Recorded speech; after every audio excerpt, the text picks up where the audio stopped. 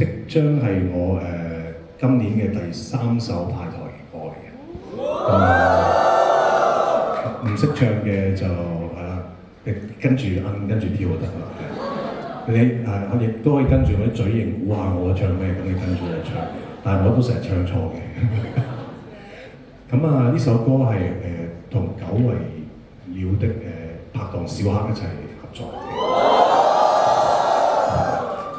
歌名咧就都有啲難講同埋難記嘅，就叫做仿生覺知，係咩嚟嘅咧？咁你哋聽完呢首歌自己去參透一下啦，送俾大家。